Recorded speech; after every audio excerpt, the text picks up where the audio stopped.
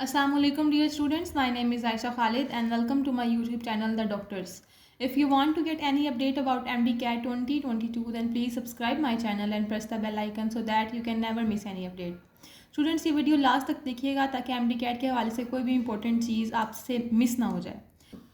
Students आज हमने पढ़ना है फिजिक्स का chapter number 1 according to PMC syllabus force and motion.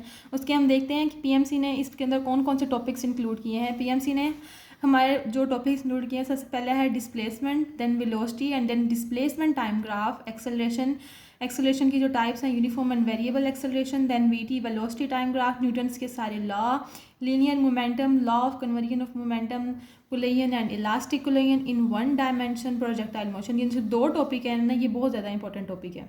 Students आए हम देखते हैं हमारे पास जो पहला टॉपिक है वो है डिस्प्लेसमेंट। डिस्प्लेसमेंट जैसा कि हम जानते हैं it is the shortest distance between two points. इसका जो ऐसा यूनिट है वो होता है मीटर। इसके अंदर अगर हम ये है speed and then this is the displacement. अगर हम इन दोनों की रेशो लें तो लीनियर डिस्प्लेसमेंट में वो आती है इज इक्वल टू 1, जबकि कर्व्ड में वो आती है is greater than 1। That's why हम इसे लिखते हैं कि is greater than and equal to 1।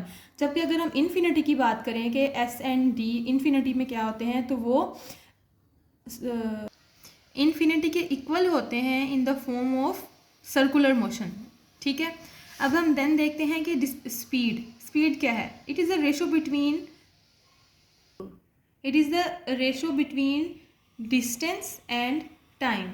अब हम इसके यहाँ पे हमारे पास तीन केसेस आते हैं कि अगर डिस्टेंस सेम है और उन्होंने हमसे स्पीड पूछ लिया तब हम क्या फार्मूला यूज़ करेंगे। अगर हमारे पास उन्होंने टाइम सेम है और उन्होंने हमसे स्पीड पूछ लिया तब ये फार्मूला यूज़ करेंगे। और जब हमारे पास स्पीड सेम हो तो हम एवरेज स्पीड का ये फार्मूला यूज़ करेंगे। ठीक है, अगर उन्होंने हमारे पास डिस्टेंस सेम दे दिया और उन्होंने हमसे पूछा है कि अब आप इसकी वेलोसिटी फाइंड करें तो हम सिंपल ये फार्मूला लगाएंगे 2v1v2 over v1 plus v2। ये एक शॉर्ट ट्रिक है इनको फाइंड करने के लिए। देन आता है कि टाइम सेम है। अगर टाइम सेम है तो हम v1 एवरेज वेलोसिटी का जैसे फार्मूला आता है v1 प्लस v2 ओवर 2, हम ये वाला फार्मूला यूज़ करेंगे। जब अगर हमारे पास उन्होंने स्पीड कांस्टेंट दे दिया है तो फिर हम distance 1 plus distance 2 over time 1 plus time 2 ये फार्मूला यूज़ करेंगे। It is the and then आता है हमारे पास वेलोसिटी क्या होता है। It is the ratio of displacement and time. इसका हमारे पास ऐसा यूनिट होता है मीटर पर सेकेंड। मीटर इसका हो गया और सेकेंड इसका हो गया, ये आ गया हमारे पास मीटर पर सेकेंड। इसके अब हम कहते हैं रिलेटिव वेलोसिटी। एक होती है रिलेटिव वेलोसिटी। अगर हम देखें ये देखें यहाँ पे रिलेटिव वेलोसिटी, अगर हमारे पास जो सा है थीटा वो 0 डिग्री के इक्वल है तो हम ये लिखेंगे कि मतलब उसके अंदर उसने हमने रिलेटिव वेलोसिटी पूछ ली है और हमारे पास जो एंगल बन रहा है वो 0 डिग्री है तो फिर हम v1 माइनस v2 करेंगे। जबकि अगर 180 आ गया है तो हम v1 प्लस v2 करेंगे। और अगर उन्होंने एंगल जो सा अगर हमारे पास एंगल जो सा है वो 90 डिग्री बन रहा है तो हम उसके लिए ये वाला फार्मूला यूज़ करेंगे। ठीक है, नेक्स्ट हमारे पास जो टॉपिक है वो है एक्सेलरेशन का यूनिट होता है मीटर पर सेकेंड स्क्वायर। ये हमारे पास क्या होता है हम सब जानते हैं कि एक्सेलरेशन, वेलोसिटी, स्पीड ये बेसिक चीज़ें होती हैं। हमें पता है एक्सेलरेशन किसके इक्वल है, change in velocity over change in time, final minus initial velocity. अगर हम इसके लिए वैसे ही देखें, अगर हमने कहीं पे भी इसको लगाना है तो हम इसके लिए वैसे भी आ सकता है ये पिथागोरस थ्योरम है। ये हम सबको पता है कि पिथागोरस थ्योरम किसके इक्वल होता है, hypotenuse is equal to under root base square plus perpendicular square. Then आते हैं हमारे पास ग्राफ्स। अभी मैंने आपको बताया कि इसके अंदर dt ग्राफ है, इसके अंदर vt ग्राफ है, इसके अंदर at ग्राफ है। तो मैं आपको सारे ग्राफ नहीं समझाऊंगी, मैं आपको बस ये बेसिक चीज़ें बता दूंगी कि हर ग्राफ के अंदर जो बेसिक चीज़ें होती हैं वो कौन कौन सी होती हैं, कि ग्राफ कैसे कैसे किस किस शेप के आ सकते हैं। ठीक है, एक्स एक्सिस जो होता है ये होता है एक्स एक्सिस, ये होता है वाई एक्सिस। एक्स एक्सिस के ऊपर हम हमेशा इंडिपेंडेंट क्वांटिटी लेते हैं। ठीक है, जो इंडिपेंडेंट मतलब जो किसी भी चीज़ पर डिपेंड नहीं करती, वो अपने खुद ही होती है, मतलब उसको एक्सप्लेन करने के लिए हम किसी और चीज़ को एक्सप्लेन करना नहीं पड़ता। जबकि वाई एक्सिस जो होता है इसके ऊपर हम डिपेंडेंट क्वांटिटी लेते हैं। ठीक है, अब मैं आपको सारे ग्राफ्स एक्सप्लेन कर देती हूँ कि ये कैसे कैसे हैं। अगर ऐसे आ गया है कि अगर ये लाइन स्ट्रेट है इसका मतलब स्लोप जो सी है वो हमारे पास 0 है। अगर हम ऐसे देखें कि ये देखें ये नीचे को जा रही है, इसका मतलब ये है कि ये डाउनवर्ड जा रही है, मतलब ये डिक्रीज़ हो रही है, ये चीज़ नेगेटिव में आ जाएगी। ठीक है, कोई भी ग्राफ अगर ऐसा कोई भी ग्राफ आपके पास आ जाता है और उसकी स्लोप डाउनवर्ड मूव कर रही है, एरो नीचे को है, तो फिर इसका मतलब वो डिक्रीज़ हो रही है एक तो बात, एंड उसकी जो स्लोप है वो नेगेटिव आएगी। अगर हम यहाँ पे देखें ये ऊपर को जा रहा है, मतलब ये ऊंचाई की तरफ जा रहा है, ये बुलंदी की तरफ जा रहा है, ये पॉजिटिव है। ठीक है, अगर ये देखें ऐसे ये नीचे की तरफ जा रहा है, मतलब इसकी स्लोप जो है वो डिक्रीज़ हो रही है। इंक्रीज़ नहीं हो रही है, ठीक है। अगर यहाँ तक आके ये स्लोप ख़त्म हो जाए तो इसका मतलब है ये इंक्रीज़ कर रही है, लेकिन अब ये स्लोप डिक्रीज़ नीचे की तरफ जा रही है, ये जो सी होती है इसका मतलब है कि ये इन्फिनिटी है, मतलब ये ऐसे बढ़ती जा रही है, इसका कोई कुछ भी नहीं है, कोई सर पैर नहीं है इसका, ना कोई इसका मापियो है, ठीक है। फिर इसके बाद आते हैं हमारे ये वाला ग्राफ। अगर ये देखें, अब ये जा रहा है इंक्रीजिंग, मतलब ये आहिस्ता आहिस्ता इंक्रीज़ हो ही जा रहा है, ये ना डिक्रीज़ हो रहा है ना ये इन्फिनिटी की तरफ जा रहा है, ये इंक्रीज़ हो ही जा रहा है। कोई भी ग्राफ, अगर ऐसा कोई भी ग्राफ आ जाता है, उनमें से आपको आसानी हो जाएगी इनमें देखने में कि अगर ये ऐसे स्लोप जा रही है तो ये है, अगर ऐसे स्लोप जा रही है तो ये डिक्रीज़ हो रहा है, ठीक है। अगर हम डी टी ग्राफ की बात करें तो उसका जो एरिया अंडर ग्राफ है वो हमें स्पीड देगा, ठीक है। अगर हम वी टी ग्राफ की बात करें तो उसके अंदर जो स्लोप है हमारी वी टी ग्राफ जो है उसकी स्लोप हमें क्या देती है, एक्सेलरेशन, जबकि डी टी ग्राफ की स्लोप हमें क्या देती है, वेलोसिटी, ठीक है। ये अब ये चीज़ें जो है ना ये याद। देन आता है हमारे पास ये कि अगर कोई ऐसी चीज़ आ गई है कि उन्होंने हमें कहा है कि इसके अंदर एरिया अंडर द ग्राफ हमने फाइंड करना है, तो अगर यहाँ पे कोई भी वैल्यू, फॉर एग्जांपल यहाँ पे 5 है, यहाँ पे 4 है, ठीक है, हमने क्या करना है, इसके एरिया कैसे निकालना है, बेस मल्टीप्लाई बाय हाइट, ये इतनी इसकी बेस है और ये इसकी हाइट है, इसको मल्टीप्लाई कर देना है, 5 मल्टीप्लाई बाय 4 ये आ जाएगा 20, ओके।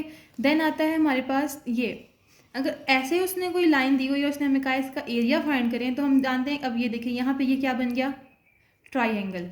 अब ट्राइंगल का जो एरिया होता है वो हम सबको पता है वो किसकी इक्वल होता है, 1/2 बेस मल्टीप्लाई बाय हाइट। हमने फॉर एग्जांपल यहाँ पे 5 है, यहाँ पे 6 है, तो हम इसको मल्टीप्लाई करेंगे, 6 मल्टीप्लाई बाय 5 30, ठीक है। अब ये है, ये होता है, इसे हम कहते हैं ट्रेपेजियम, ठीक है। अगर हमने इसका फाइंड करना है एरिया, तो हम क्या होता है, सम ऑफ पैरेलल साइड, ये इसकी हैं पैरेलल साइड्स, इसके दरमियान में जितनी भी क्वांटिटीज़ आएंगी उनका सम करके उसको उसकी हाइट से, ये उसकी हाइट है, यहाँ तक जितनी भी क्वांटिटी होगी, फॉर एग्जांपल जो 4 है 5 है जितनी भी है उसको। देन आता है हमारे पास स्केयर क्वांटिटी का ग्राफ, कि हमारे पास स्केयर क्वांटिटी का ग्राफ हम कैसे ले सकते हैं। फॉर एग्जांपल मैंने ये एक एग्जांपल लिया कि टी का square is directly proportional to L, means √L directly proportional to T, इसका मतलब ये है, ठीक है। अब जिस चीज़ का स्केयर है ना, ये टी का स्केयर है, ग्राफ उससे अवे मूव करेगा, ठीक है। अगर यहाँ पे L का स्केयर होता तो ग्राफ उससे ऐसे अवे मूव करता है, जिस चीज़ का हमारे पास जिस क्वांटिटी का स्केयर आएगा ग्राफ उससे अवे मूव करेगा, ठीक है। देन आता है हमारे पास, ये हमने केमिस्ट्री के अंदर भी पढ़ी हुई हैं चीज़ें कि पी डायरेक्ट इन्वर्सली प्रोपोर्शनल होता है वी के, तो इसका ग्राफ कैसे बनेगा, ये दूर बनेगा, ये बनेगा आइसोथर्म, ठीक है। और ये क्या है, ये अगर हम इसको देखें तो ये वी स्केयर है, मतलब ये यहाँ पे अब वी स्केयर आ गया, इसका जो है वो इसके साथ आ जाएगा, करीब आ जाएगा, ठीक है। अब ये हो गया, ये भी हो गया आइसोथर्म, इसको भी हम कहेंगे आइसोथर्म, ठीक है। लेकिन ये देखिए मैंने आपको यही बात की कि इसके अगर ऐसे आ गया है कि अब यहाँ पे √L है, ठीक है, ये √L है, यहाँ पे आ गया √L, अब ये सीधी लाइन जाएगी, ठीक है, यहाँ पे कोई इसने बेंड नहीं होना, कोई कुछ नहीं होता, क्योंकि दूसरे का डायरेक्टली प्रोपोर्शनल है, यहाँ पे किसी भी चीज़ का क्वांटिटी का स्केयर नहीं आ रहा। अब हम न्यूटन्स के लॉ पढ़ेंगे। न्यूटन्स के लॉ तो हम बचपन से पढ़ते आ रहे हैं कि न्यूटन का फर्स्ट लॉ है, सेकंड लॉ है, थर्ड लॉ है, हम शुरू से 8 क्लास से लेकर अब तक पढ़ते ही आ रहे हैं न्यूटन्स के लॉ। लेकिन मैं आपको इसके अंदर कुछ बेसिक चीज़ें बताऊंगी कि जो MCQs के हिसाब से बहुत ज़्यादा इंपॉर्टेंट है। फर्स्ट लॉ तो हमें पता है फर्स्ट लॉ क्या होता है, go, it is called law of inertia, ठीक है। हम इनर्शिया क्या होता है, इनर्शिया क्या होता है कि body continuous it's state of rest of uniform motion unless acted upon bye unbalance force, जब तक बाहर से कोई फोर्स एक्ट नहीं करेगी तब तक वो बॉडी नहीं हिल सकती। It is called the law of inertia and it is also called Newton's first law of motion, ठीक है। Then it describes the nature and definition of force quantitatively. ये MCQs के हिसाब से बहुत चीज़ इंपॉर्टेंट है, ये बहुत दफ़ा हमारे MD कैट में आ भी चुकी है और ये एक्सपेक्टेड है कि आ भी सकती है। देन आता है हमारे पास Newton second law, F is equal to ma। इसका फोर्स का हम सबको पता है न्यूटन क्या होता है, फोर्स का यूनिट क्या होता है 1 Newton, and 1 Newton is equal to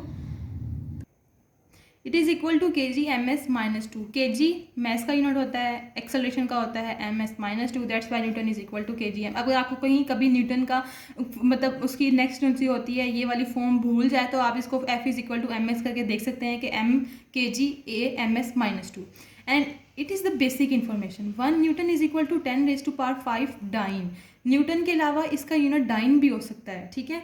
then आता है हमारे पास कि अगर फोर्स कांस्टेंट हो जाए और मास कांस्टेंट हो जाए तब फॉर्मूला क्या होगा।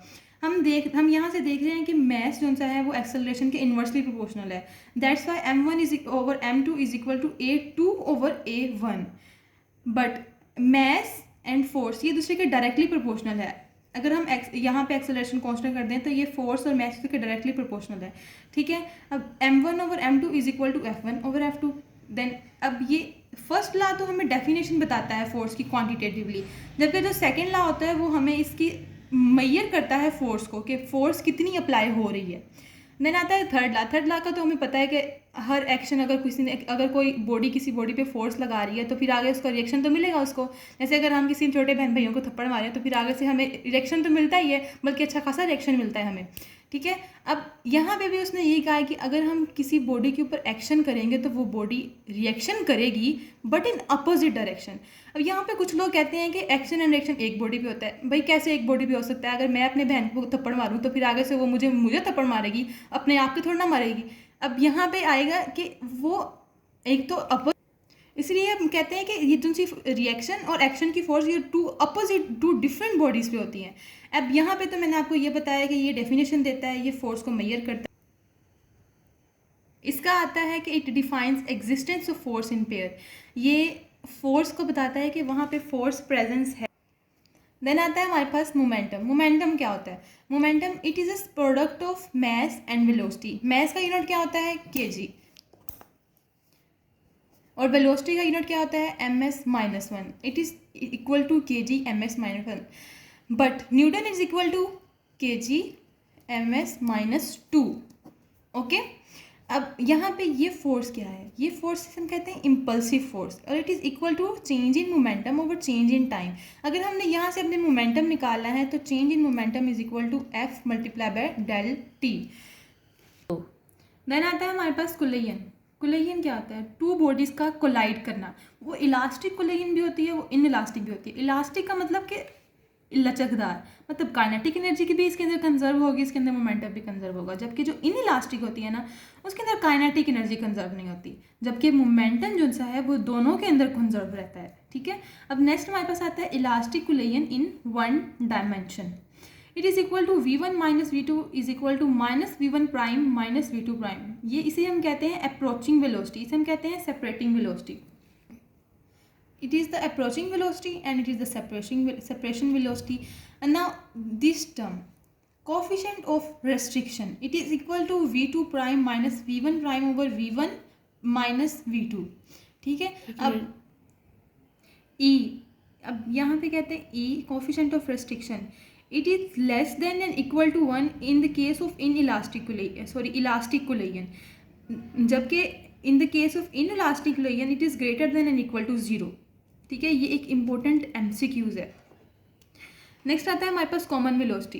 कॉमन वेलोसिटी मतलब अगर कहीं पे भी आ जाता है ना, हमें कैसे पता चलेगा यहाँ पे कॉमन वेलोसिटी हमने फाइंड करनी है? जहाँ पे हमें वर्ड आएगा ना they after collision they stick together, वहाँ पे हमने कॉमन वेलोसिटी का ये वाला फार्मूला यूज़ कर देना है, ठीक है। जहाँ पे भी आखिर में हमें कहीं पे भी इक्वेशन में नजर आएगा कि उन्होंने हमें वेलोसिटी फाइंड करने का पूछा है, इसके अंदर v2 prime is equal to ये 0 होता है, ठीक है। अब जहाँ पे भी हमें आएगा कि द टू बॉडीज, फिर आगे हमारे पास इसके पास आते हैं दो cases, v1 prime and v2 prime. यहाँ पे हमने अगर इसको याद कैसे करना है, हमने इसको ऐसे याद करना है कि m1 पहले हमने सारा लिख लेना है divided by m1 plus m2 divided by m1 plus m2 divided by m1 plus m2 divided by m1 plus m2। अब यहाँ पे m1 माइनस m2 ये v1 है, इस वजह से यहाँ पे पहले m1 आएगा, m1 माइनस m2, और इसके अपोजिट जो सा है वो हमने यहाँ पे लिखना है m2 माइनस m1, क्योंकि यहाँ पे v2 है। अब यहाँ पे आएगा हमारे पास 2m2 इस वजह से यहाँ पे आएगा क्योंकि अब ये देखिए यहाँ पे ये हमारे पास v1, हमने इसके अपोजिट जाना है, 2m2 आएगा, जबकि यहाँ हमारे पास v2 है तो यहाँ पे हमारे पास v1 आएगा। इन दो चीज़ों को हमने एक्सचेंज कर देना है, बाकी नीचे वाली सेम रहेंगी, एंड v1 v2 ये भी सेम रहेगा। ये इसको याद करने का हमारे पास फॉर्मूला है। अब हमारे पास आते हैं हमारे पास इसमें 4 केसेस आते हैं। पहला केस जब m1 is equal to m2, second case when m1 is equal to m2 and v2 is equal to 0, third case when m1 is greater than m2 and v2 is equal to 0, and fourth case m1 is less than m2 and v2 is equal to 0। इस case में तो simple हमारे पास एक ही है कि velocities interchange हो जाएगी, v1 prime is equal to v2 and v2 prime is equal to v1। अब ये जो केस है सेकंड केस, इसमें हमारे पास सेकंड वेलोसिटी जो सी है ना वो हमारे पास ज़ीरो हो गई है, ठीक है। अब इसमें हमारे पास क्या आएगा, v1 प्राइम वो ज़ीरो की इक्वल हो जाएगा, जबकि v2 prime is equal to v1। ये वाली और ये वाली दो चीज़ें इसके अंदर हमारे पास सेम रहेगी, बस ये चेंज होगा इसके अंदर कि v1 prime is equal to zero हो जाएगा। देन आता है हमारे पास थर्ड केस। इस केस में हमने क्या कैसे याद करना है, v1 prime is equal to v1, ठीक है। ये तो जब ये वाला साइन आ जाएगा ना इसके अंदर, तो हमने ये चेंज कर देना है, v1 prime is equal to v1, जबकि v2 prime is equal to 2v1, ठीक है। यहाँ पे v1 और यहाँ पे 2, ये ज़्यादा हो गया, ये ज़्यादा होने की वजह से चौथे केस में यहाँ पे 0 हो गया, अपनी औकात पे वापस आ गया, ठीक है।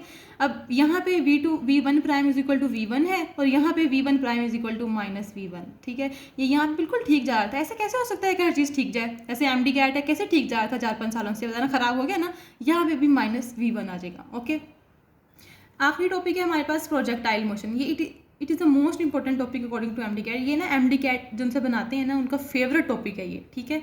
अब ये हमारे पास इसके कुछ केसेस हैं कि अगर ये चीज़ें फुलफिल होती हैं तब वो प्रोजेक्टाइल मोशन होगी, अदरवाइज नहीं होगी। First of all it should be 2 dimensional. In this case, acceleration is equal to gravitational acceleration. Air friction should be neglected and its trajectory, मतलब इसका जो पाथ है ये वाला, इसको हम ये ट्रेजेक्ट्री कहते हैं और ये पैराबोला होना चाहिए, ठीक है।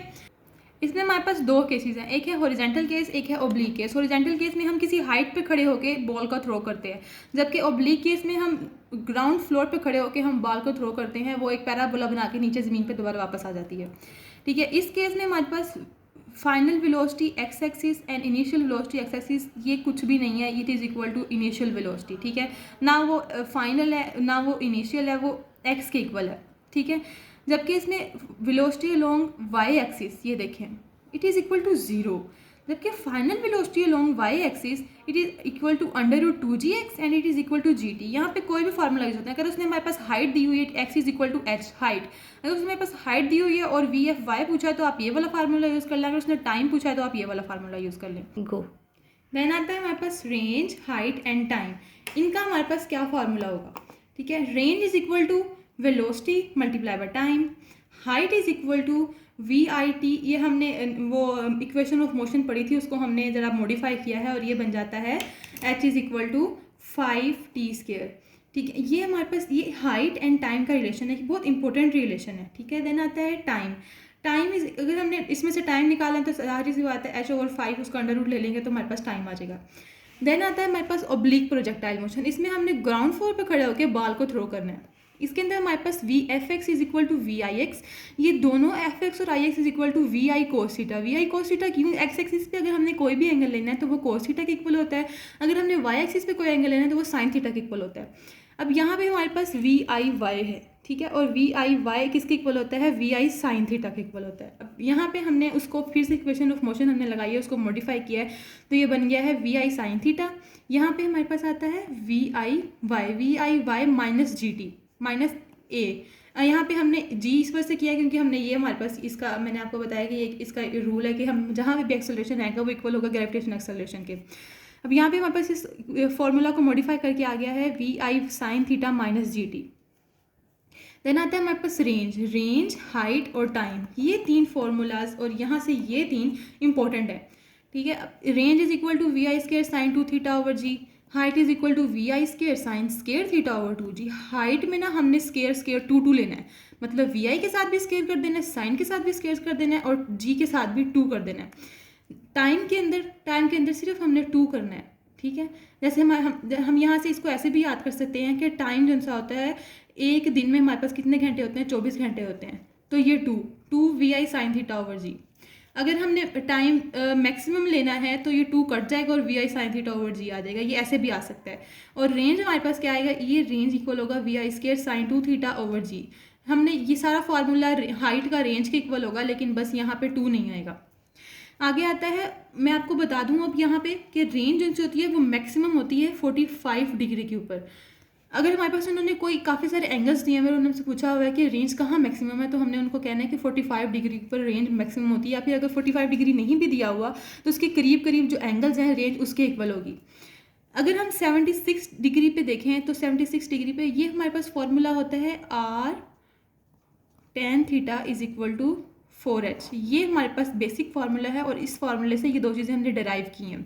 76 डिग्री के पे अगर हम देखें तो R is equal to h, and 45 degree पे हम देखें तो R is equal to 4h। ये देखें, जैसे हमने यहाँ पे हाइट और टाइम का रिलेशन निकाला है, यहाँ पे भी हाइट और टाइम का जो रिलेशन है वो ये है, h is equal to GT²/8। अगर आपको इस चैप्टर के अंदर कोई भी चीज़ समझ नहीं आई तो आप मुझे कमेंट सेक्शन में बता सकते हैं, इंशाल्लाह आई विल आंसर। और इसके अलावा अगर कोई इंपॉर्टेंट MCQs हैं उसकी मैं अलग वीडियो बनाऊंगी और उसमें भी आप MCQ सॉल्व कर सकते हैं। अपना बहुत ज़्यादा ख्याल रखिएगा, मिलते हैं नेक्स्ट वीडियो में। अल्लाह हाफिज़।